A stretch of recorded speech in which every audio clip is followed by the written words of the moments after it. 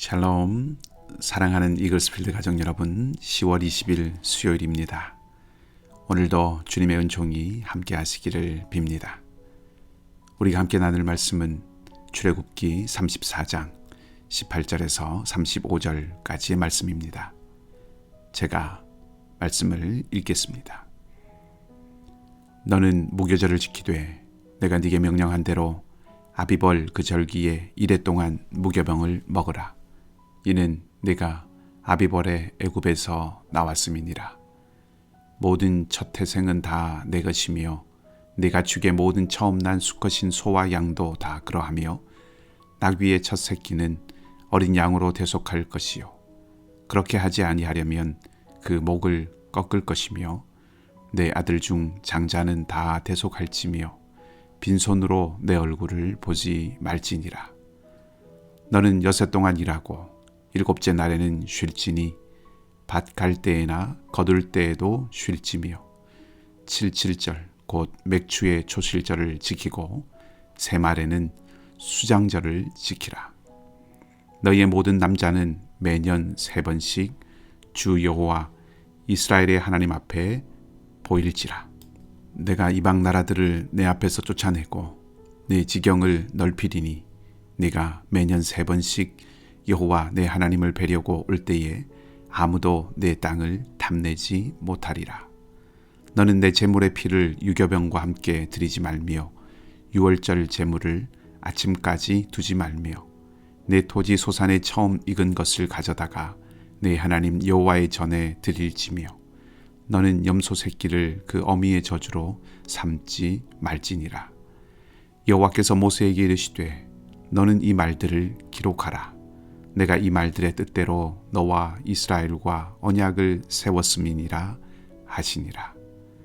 모세가 여호와와 함께 40일 40야를 거기 있으면서 떡도 먹지 아니하였고 물도 마시지 아니하였으며 여호와께서는 언약의 말씀 곧 십계명을 그 판들에 기록하셨더라.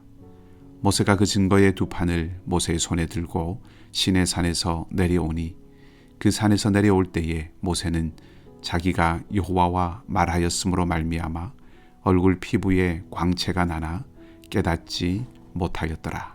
아론과 온 이스라엘 자손이 모세를 볼 때에 모세의 얼굴 피부에 광채가 남을 보고 그에게 가까이 하기를 두려워하더니 모세가 그들을 부르매 아론과 회중의 모든 어른이 모세에게로 오고 모세가 그들과 말하니 그 후에야 온 이스라엘 자손이 가까이 오는지라.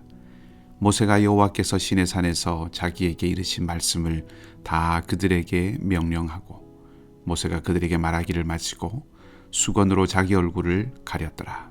그러나 모세가 여호와 앞에 들어가서 함께 말할 때에는 나오기까지 수건을 벗고 있다가 나와서는 그 명령하신 일을 이스라엘 자손에게 전하며 이스라엘 자손이 모세의 얼굴의 광채를 보므로 모세가 여호와께 말하러 들어가기까지 다시 수건으로 자기 얼굴을 가렸더라.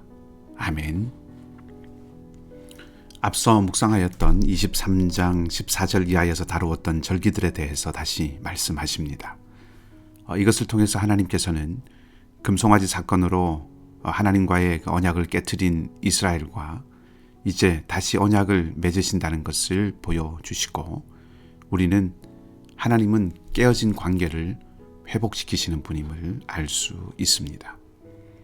18절에서 27절까지는 절기에 대한 말씀드리고 28절에서 35절은 모세가 이제 시내산에서 내려오는 장면에 대한 묘사입니다. 무교절, 77절 그리고 수장절은 소위 3대 절기라고 칭하고 이때 모든 이스라엘 성인 남자들은 하나님 앞에 나와야 합니다.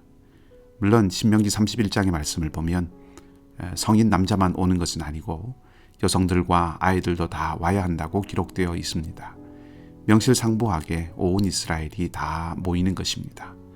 아마 여성들이나 아이들은 다소간의 융통성이 부여되었고 성인 남성들에게는 의무로 요청되었던 것 같습니다. 18절을 보면 무교절을 지키는 이유가 출애굽과 연결되어 있고 19절과 20절을 보면 처음 난 열매를 드리라고 말하죠. 출애굽은 이스라엘이 하나님의 백성으로 새롭게 탄생하게 된 첫 시작이고 이스라엘은 무교절에 출애굽합니다. 그러니 무교절은 이스라엘이 어떻게 이 땅에 존재하게 되었는가를 생각해 보게 하는 기회가 되는 것이죠. 처음 난 것을 하나님께 드리라고 하는 것은 하나님의 공급하심을 신뢰한다는 뜻이 담겨 있다고 볼 수 있습니다. 어떤 나무에 첫 열매가 났다면 그것은 그 다음 열매들이 계속 열린다는 것을 암시하기 때문이죠. 그러니 처음 것을 하나님께 드린다는 것은 이후에 하나님께서 계속해서 공급해 주실 것이라는 믿음을 담고 있는 것입니다. 그런 의미에서 절기를 지키라는 말씀을 하신 밑바탕에는 이것이 힘겨운 의무가 아니라 이스라엘이 절기를 지키는 것을 통해서 그들의 존재의 근원에 대해서 생각하고 그들의 필요를 채우시는 하나님과 그 하나님의 은혜를 잊지 않아야 한다는 의미가 깔려 있다고 볼 수 있습니다. 절기를 지키기 위해서는 하나님 앞에 나와야 합니다. 하나님 앞에 나온다는 것은 제사 드리는 것, 곧 예배 드린다는 것을 의미합니다. 출애굽 전의 상황으로 한번 돌아가 보십시다. 애굽의 왕 바로는 모세에게 너희는 가서 이 땅에서 너희 하나님께 제사를 드리라 이렇게 말했습니다. 애굽에 머물러 있으면서 하나님께 예배하라는 것이었습니다. 그런데 하나님은 모세를 통해서 애굽을 떠나라는 말씀을 주셨고 그래서 모세는 바로에게 애굽을 떠나 사흘 길을 가서 하나님께 제사하겠다고 말했습니다. 애굽에 머물면서 하나님을 예배할 수 없다는 것이죠. 애굽에 머물면서 하나님을 예배할 수 없다는 것은 무엇을 뜻하는 것일까요? 예배란 잘못된 과거와 그릇된 삶의 자리로부터 떠나는 것에서부터 시작된다는 것을 생각하게 합니다. 홍해를 건너면서부터 이스라엘의 예배가 시작되는 것이죠. 무교절이 애굽에서 나온 것과 연관되는 것도 같은 맥락이라고 할 수 있습니다. 이런 의미에서 예배는 저항입니다. 세상의 삶의 방식, 가치, 이 세대를 떠나는 새로운 삶의 방식, 새로운 가치를 취하는 결단이 예배입니다. 로마서 12장은 이 세대를 본받지 않는 것이 참된 예배의 모습이라고 말하고 있습니다. 이 세대를 본받지 않고 전적으로 하나님께 드려지고 하나님이 기뻐하시는 것을 추구하는 것이 예배입니다. 요한복음 17장 16절에서 예수님이 이렇게 기도하셨습니다. 내가 세상에 속하지 아니함 같이 그들도 세상에 속하지 아니하였사옵나이다. 주님은 마지막 대제사장적인 기도를 통해서 우리는 이 세상에 머물지만 세상에 속하지 않은 채 거룩한 삶을 살아가도록 부름받은 자들이라고 말씀해 주신 것이죠. 이런 의미에서 예배란 철저하게 하나님께 속하였음을 선언하는 결단이고 다르게 표현하면 하나님을 대적하는 모든 것을 향한 저항입니다. 은혜 받고 마음이 치유되고 몸이 회복되고 삶의 위로와 힘을 얻는 것뿐 아니라 세상을 향해서 단호하게 저항하고 맞서기를 결단하고 뜻을 정하는 것이 예배의 중요한 한 면이라는 것을 다시 한번 우리가 새겼으면 좋겠습니다. 29절 이하는 모세가 시내산에서 내려오는 장면에 대한 묘사입니다. 모세가 처음 산에서 내려왔을 때는 그의 마음도 복잡하고 그의 얼굴도 분으로 가득했습니다. 백성들의 우상 숭배 행위를 보았기 때문이지요. 하지만 이번에는 광채로 빛이 났습니다. 그 빛은 하나님의 임재의 빛, 하나님의 영광이었습니다. 그리고 그 광채가 하나님의 영광이었기에 백성들은 30절에 있는 말씀처럼 두려워하였습니다.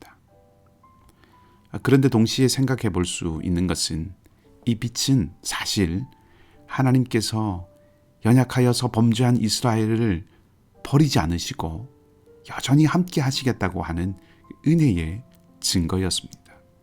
다시 한번 기회를 주신 하나님의 빛나는 모습이었습니다. 범죄한 백성들이지만 다시금 그들을 찾아오시고 용서와 자비를 베푸시는 분이 바로 하나님이심을 보여주는 표현이었습니다. 우리가 계속해서 모세의 중보기도를 살펴보았듯이 하나님은 여전히 은혜의 여지들을 보여주십니다. 진노 중에도 긍휼을 잃지 않으시는 분, 그 백성을 향하여 끝까지 신실하신 분이십니다. 그리고 모세에게 그 하나님께서 함께 하신다고 하는 임재의 증거를 나타나게 하셔서 백성들에게 산 아래로 내려보냈듯이 자비와 은혜, 인자와 진실이 풍성하신 하나님은 실패한 자기 백성들을 또다시 먼저 찾아오셔서 언약을 갱신하십니다.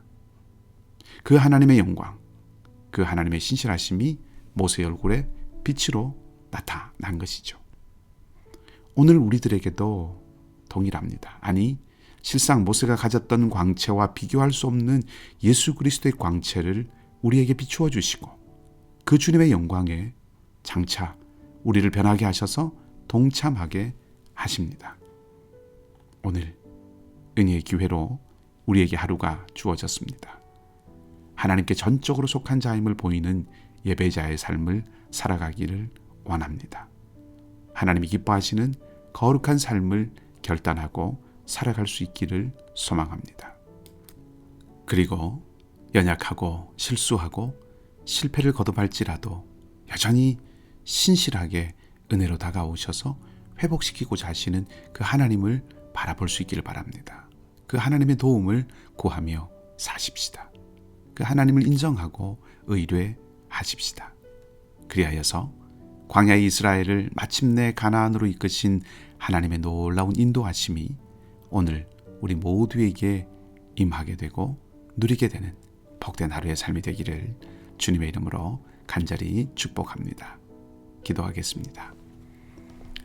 하나님, 이스라엘의 제사와 절기는 이방의 그것들과 다르게 자신의 필요를 채우기 위한 자리가 아니라 하나님을 경배하고 애굽이라는 세상에 저항하는 자리였습니다. 우리의 예배도 오직 하나님을 높이는 자리이기를 원하고 이 땅과 세상의 가치 앞에서 단호하게 하나님의 백성다움을 잃지 않도록 우리를 하나님 앞에 새롭게 세우는 자리가 되기를 원합니다. 날마다 삶의 예배가 살아나는 우리 이글스필드 모든 가족들이 다 되게 하여 주시옵소서.